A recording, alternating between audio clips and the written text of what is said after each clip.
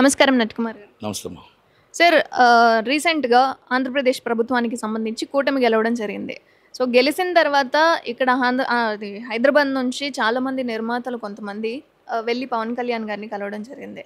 అంటే ఆంధ్రప్రదేశ్‌కి సంబంధించి ఇండస్ట్రీ డెవలప్‌మెంట్ కోసం వెళ్లారా? లేదా పర్సనల్‌గా వెళ్లారా?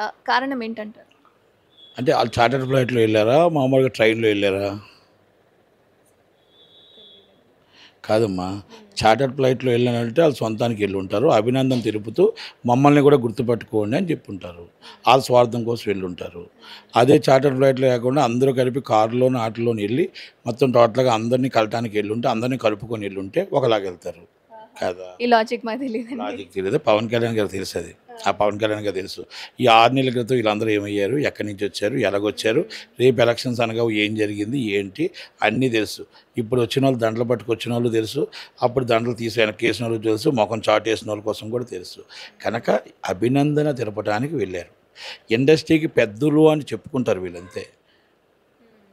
గతంలో చంద్రబాబు నాయుడు గారిని ఆంధ్రప్రదేశ్ డెవలప్మెంట్ అవ్వకుండా కాపాడింది వీళ్ళే. కేసీఆర్ గారికి భయపడి కేసీఆర్ గారు వాళ్ళ ప్రాపర్టీస్ ఎక్కడ లాక్కుంటారో అని ఈ పెద్ద మనుషులు చంద్రబాబు నాయుడు గారికి రిక్వెస్ట్ చేసుకొని, సార్ కొంచెం టైం ఇవ్వండి, మేము వస్తాం ఆంధ్రప్రదేశ్ షూటింగ్కి అని. కానీ ఆంధ్రప్రదేశ్ ప్రజలు ఇన్కమ్ కావాలి. ఆంధ్రప్రదేశ్ 68% వాళ్ళ పాపం ప్రేక్షకులు సినిమా చూస్తారు, ఆ డబ్బు కావాలి. కానీ అక్కడ మనం షూటింగులు చేయకూడదు. అక్కడ మనం షూటింగులు చేసిన తర్వాత వాళ్ళు వచ్చిన ఎంప్లాయ్మెంట్ ఇవ్వకూడదు. అక్కడ మనం ఇన్ఫ్రాస్ట్రక్చర్ పెట్టకూడదు. తెలంగాణ, ఆంధ్రప్రదేశ్ 2 కళ్ళు. ఇక్కడ షూటింగ్ జరగాలి, అక్కడ షూటింగ్ జరగాలి. ఇది తెలంగాణ గవర్నమెంటు, అది ఆంధ్రప్రదేశ్ గవర్నమెంటు, మా సినీ ఇండస్ట్రీ 2 కలిపి మాట్లాడుకొని ఇక్కడ కొంత షూటింగ్ జరగాలి, అక్కడ జరగాలి. ఎందుకంటే ఇద్దరు ప్రేక్షకుల దగ్గర నుంచి మాకు డబ్బు వస్తుంది కదా. మేము వాళ్ళకి మేమేం రుణం తీర్చుకోవాలి? మేము గవర్నమెంట్కి ట్యాక్స్ కట్టాలి. అక్కడ ఉన్న ఎంప్లాయ్మెంట్కి మేము పని ఇవ్వగలగాలి. పరిశ్రమ అంటే ఏంటో తెలుసా? అక్కడ మేము వాళ్ళకి పని కల్పించాలి. పరిశ్రమ ఎంటర్టైన్మెంట్ అంటే ఏంటో తెలుసా? అక్కడ మేము కానీ టూరిజం మేము ఏదైతే స్టూడియో కడతామో అక్కడ టూరిజం పెరుగుతుంది, అక్కడ గవర్నమెంట్ ఇన్కమ్ పెరుగుతుంది. ఎంటర్టైన్మెంట్కి ఎక్కువ వాల్యూ గవర్నమెంట్ తర్వాత ఇది మన పొలిటికల్ తర్వాత మాకు ఎందుకు ఎంత వాల్యూ ఉంటుందంటే, ఎంటర్టైన్మెంట్ అనేది హీరోలు ఉంటారు, అందరూ ఉంటారు, వాళ్ళ కోసం ఎక్కువగా చూస్తారు. కాబట్టి టూరిజంకి ఎంటర్టైన్మెంట్స్కి అవకాశం ఉంటుంది. కనుక ఇవన్నీ అలా ఆలోచించుకోవాలి. ఓకే, వెళ్ళారు పెద్దలు, చార్టర్డ్ ఫ్లైట్ వేసుకెళ్ళారు. కానీ వెళ్ళిన వాళ్ళు అందరూ చార్టర్డ్ ఫ్లైట్ వేసుకుని వెళ్ళారు. నిజంగా పేదవాడు హాస్పిటల్లో ఉన్నాడు, ఇన్సూరెన్స్కి ఇవ్వండి అంటే, మెడిక్లెయిమ్ ఇవ్వండి అంటే ఒక 5 లక్షలు ఇవ్వరు. వీళ్ళ డబ్బు కాదు, అది గిల్టు, ప్రజల డబ్బు, గిల్టు. మా చిన్న సినిమా నిర్మాతల డబ్బు ఇది. మా రక్తాన్ని దోచుకొని వీళ్ళు పంచులు ఎగేసుకొని చార్టర్డ్ ఫ్లైట్లో వెళ్తారు. వీళ్ళ సిగ్గులు లేవు. ఫస్ట్ నేను డైరెక్ట్ చెప్తున్నాను వీళ్ళకి, నిజంగా ఒక 5 లక్షల రూపాయలు పాపం ఫస్ట్ ఎలక్షన్లో ఏం చెప్పారు? ప్రతి పేదవాడికి మెడిక్లెయిమ్ ఇచ్చే బాధ్యత మాది అన్నారు. మీటింగ్కి వచ్చిన తర్వాత మనకి ఎందుకండి, ఉన్నోడు ఉంటాడు, లేనోడు పోతాడు, మనకెందుకండి అన్నారు. ఇదే రవికిషోర్ గారు. అంటే వీళ్ళందరూ నైజం ఎలాంటిదంటే, పేదవాడు అంటే చిన్న సినిమా నిర్మాత పక్కన కూర్చోవడానికి కూడా అసహించుకునే క్యారెక్టర్స్ వీళ్ళవి. కలుపుకొని వెళ్ళటానికి కూడా అసహించుకునే క్యారెక్టర్స్ వాళ్ళవి. అందుకే నేనేమంటున్నానంటే, చిన్న సినిమా, పెద్ద సినిమా, గొప్ప అందరూ మిడిల్ సినిమా అందరినీ కలుపుకొని గవర్నమెంట్గా పవన్ కళ్యాణ్ గారు కానీ, చంద్రబాబు నాయుడు గారు, లోకేష్ గారు కానీ మా బాధని, మా కష్టాన్ని అందరినీ కలుపుకొని మా బాధని అందరూ ఒకటేసారి రమ్మని, అందరూ మాత్రం వింటే బాగుంటుంది అని వింటారు అని నమ్మకం మాకుంది, పని చేస్తారని నమ్మకం మాకుంది. ఏమంటారు? వీళ్ళ స్వార్థం కోసం ఒకరు వెళ్ళారు. దండం బాబు అన్నాడు ఒక వ్యక్తి, నాది విశాఖపట్నంలో స్టూడియో ఉంది, లాగేసుకుందాం అనుకుంటున్నారు, కొంచెం చూడండి అని. ఇంకొకరు వచ్చి ఏదో జరిగిపోయింది గతంలో, గతహ ఆయన్ని చూశాడు. అది ఇంకొకలా చూశారు. పవన్ కళ్యాణ్ గారు హీరోలతో సినిమాలు తీశారు. వాళ్ళందరూ వెళ్ళింది ఎందుకో తెలిసిన, ఈ వంక ఎట్టుకొని, సార్ మా షూటింగ్ ఎప్పుడు అని. అంటే వాళ్ళ మొక్కలు అలా కనబడుతున్నాయి. అవసరానికి, వాళ్ళ సొంత అవసరానికి వెళ్ళారు, కానీ ఇండస్ట్రీ అవసరానికి ఒకరు వెళ్ళినట్టు నాకు కనబడట్లేదు. సొంత అవసరం తప్ప ఒక్కరు ఇండస్ట్రీ అవసరం కాదు. వీళ్ళందరూ మళ్ళీ జెండాలు మార్చుకొని మళ్ళీ వైసీపీ దగ్గర కొంతమంది దాంట్లో వెళ్ళిన వాళ్ళే. మళ్ళీ వైసీపీ నుంచి ముందుకు వెళ్ళిన వాళ్ళందరూ, ఆ యువ క్రియేషన్స్, దిల్ రాజు గారు అందరూ వెనకడుగునున్నారు, 6 అడుగులు వెనకాల ఉన్నారు. నేను ఒకటి అడుగుతున్నా, అరవింద్ గారిని నేను రిక్వెస్ట్ చేస్తున్నా, పెద్ద ఆయన, చాలా గొప్ప ఆయన, ఒక వ్యక్తి మీ కాంపౌండ్లో ఉన్న వ్యక్తి అన్నయ్యకి దండం తమ్ముడికి పిండం అని అది టోటల్గా సోషల్ మీడియాలో పెట్టాడే, అది మీకు అది ఆ ఈ క్షమాపణ చెప్పించడం అనేది మీకు అవ్వలేదా? మీ కాంపౌండ్లో ఉన్న వ్యక్తే కదా.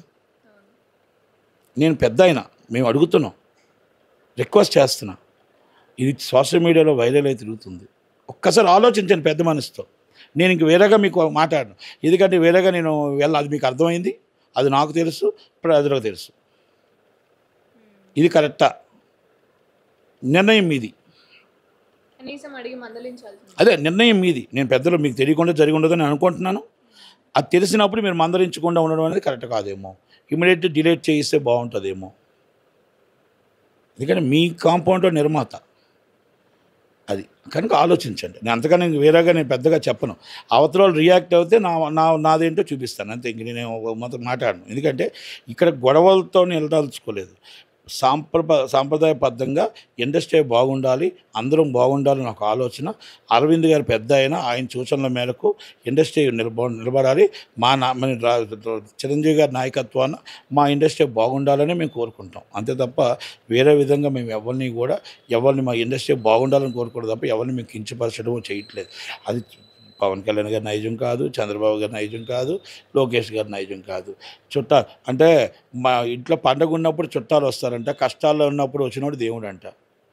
కనుక కష్టాల్లో వచ్చినప్పుడు అందరూ తాగున్నారు, మాకెందుకులే ఈ బాధ. అవతలగా జగన్మోహన్ రెడ్డి చూశాడంటే మమ్మల్ని జైల్లో వేస్తాడు, చాలా ప్రాబ్లం అవుద్ది. అమ్మో ఎలక్షన్ అప్పుడు వస్తాం అనుకుంటే ఎలక్షన్ అప్పుడు అమ్మో జగన్మోహన్ రెడ్డి వచ్చేస్తున్నాడు మళ్ళా అని చెప్పి కొంతమంది ఫండ్స్ పంపించిన రోజులు కూడా ఉన్నాయి. ఇవన్నీ మాకు తెలుసు. నాకంటే పవన్ కళ్యాణ్ గారికి ఎక్కువ తెలుసు, చంద్రబాబు గారికి తెలుసు, లోకేష్ గారికి తెలుసు, అన్నీ తెలుసు. కాకపోతే నేను మైకులో చెప్తున్నాను, వాళ్ళు మైకులో చెప్పట్లేదు, అంత తేడా. అందుకని చెప్తున్నాను, వెళ్ళిన వాళ్ళందరికీ అక్కడ మొత్తం రికార్డ్స్ అన్నీ ఉన్నాయి కనుక వెళ్ళాలి, మంచిదే. కాకపోతే ఒక్కొక్క ప్రాబ్లమ్స్ మీద వెళ్ళినట్టు మాకు అనిపిస్తుంది. కనుక మంచి పరిపాలన వాళ్ళు చేస్తున్నారు. ఈ గవర్నమెంట్లు తప్పు లేవు, మేము చేస్తున్న తప్పులు ఇవి. ఎప్పుడూ మమ్మల్ని పక్కకు తొయ్యాలని చూశారు, కానీ చిరంజీవి గారు ఒక్కలే అందరినీ కలుపుకొని వెళ్ళాలని చూశారు. అందుకే మేము ఆయన నాయకత్వాన్ని కోరుకుంటున్నాం. అందరినీ కలుపుకొని వెళ్ళాలని జగన్మోహన్ రెడ్డి గారు దాంట్లో కూడా ఈ 13 జీవో అనే దాంట్లో చిరంజీవి గారు మొత్తం టోటల్గా కూర్చోబెట్టి మాట్లాడి చిన్నోళ్ళకి ఏం కావాలి, పెద్దోళ్ళకి ఏం కావాలని ఆలోచించి చేయించింది ఆయన. కాబట్టి మేము అందుకనే సరే ఆయన మాకు గౌరవించారు కాబట్టి మేము ఆయన గౌరవించి ఆయన నాయకత్వాన్ని వెళ్ళాలనుకుంటున్నాం. ఇప్పుడు వెళ్ళిన వాళ్ళు ఎవరో కూడా మమ్మల్ని పక్కన పెట్టాలనే చూశారు. ఇది నేను వాళ్ళ మీద కోపంతోనే చెప్పట్లేదు.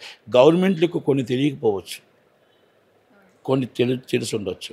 2014లో ఏం జరిగిందో చంద్రబాబు గారికి అన్నీ తెలుసు. వాళ్ళు ఈరోజు మొత్తం చంద్రబాబు నాయుడు గారు ఇబ్బంది పడటానికి కారణమే దాంట్లో కొంతమంది.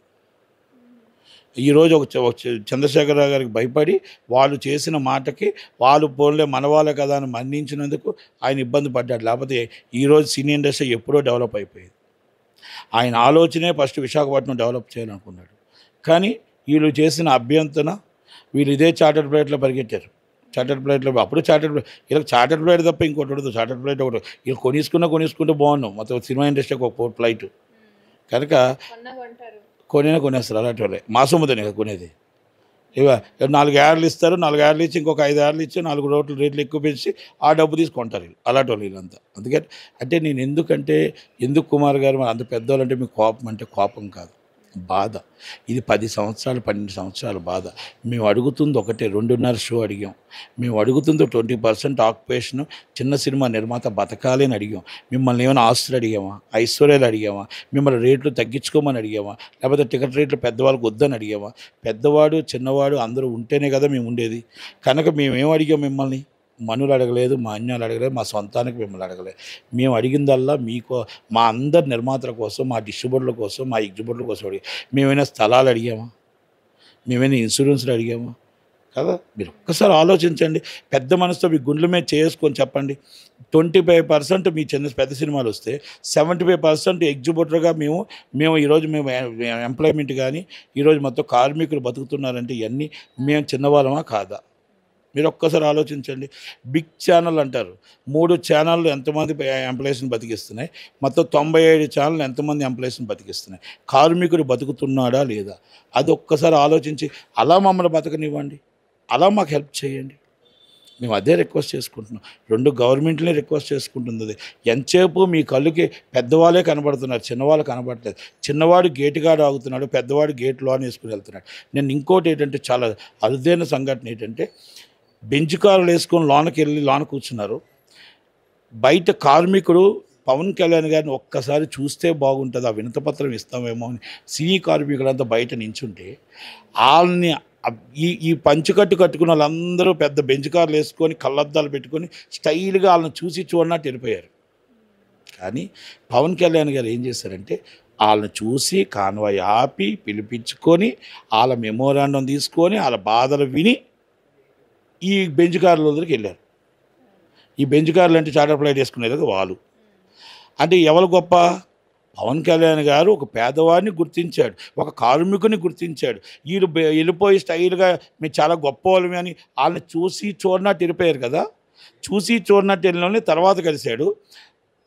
చిన్నవాళ్ళని గేటు కాడి నుంచి ముందు కలిశాడు. అంటే దాని అర్థం ఏంటంటే, మేము గేటు నుంచి లోపలికి వస్తున్నాము, మాకు పవన్ కళ్యాణ్ గారి దగ్గర, చంద్రబాబు నాయుడు గారి దగ్గర, లోకేష్ గారి దగ్గర మాకు న్యాయం జరుగుతుంది, అలాగే మాకు అన్యాయం జరగదు అని ఒక చిన్న సంకేతం ఆయన ఇచ్చాడు.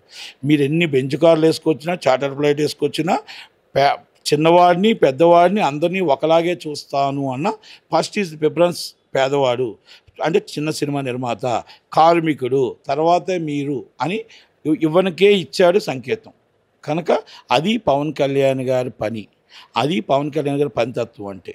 కనుక ఆయన నాయకత్వంలో అందరికీ మంచి జరుగుతుంది. చంద్రబాబు నాయుడు గారు కూడా అన్నీ మంచి జరుగుతాయి. కనుక లోకేష్ గారు కూడా అన్ని ఆలోచనలు ఉన్నాయి కాబట్టి మాకు మంచి జరుగుతుంది నమ్మకం ఉంది. త్వరలోనే ఒక ప్రొడ్యూసర్ కౌన్సిల్ జాయింట్ సెక్రటరీగా, ఎక్స్ సెక్టార్ చైర్మన్గా అందరినీ విభాగాలను కలిసి మీటింగులు పెట్టి అందరం కలిపి వెళ్తాం. ఈసారి మమ్మల్ని తీసుకెళ్లకుండా వీళ్ళు వెళ్ళారనుకోండి, ఉదయం వీళ్ళు వెళ్తే సాయంత్రం నేను 50 మంది తీసుకొని నేను వెళ్తాను. గతంలో రాజశేఖర రెడ్డి గారికి మార్నింగ్ వాళ్ళు వెళ్ళారు, సాయంత్రం నేను వెళ్ళా. కిరణ్ కుమార్ రెడ్డి గారికి మార్నింగ్ 11 గంటలకు వాళ్ళు వెళ్ళారు, సాయంత్రం 6 గంటలకు నేను వెళ్ళా. చెప్పకుండానే వాళ్ళు చెప్పకుండా వెళ్ళారు, నేను చెప్పకుండా వెళ్ళాను. ఈసారి అలా చేస్తే మేము అలాగే చేస్తాం. లేదు మమ్మల్ని కలుపుకొని మా బాధని మా కష్టాన్ని అర్థం చేసుకుంటానంటే ఓకే. అందుకే మేము చిరంజీవి గారి నాయకత్వాన్ని వెళ్తాను అంటున్నాం. మేము చిరంజీవి గారిని కలుస్తాము అంటున్నాం. చిరంజీవి గారిని మా బాధ తెలుసు కాబట్టి, మా కష్టం తెలుసు కాబట్టి అడుగుతాం అంటున్నాం. అంతే. Thank you sir.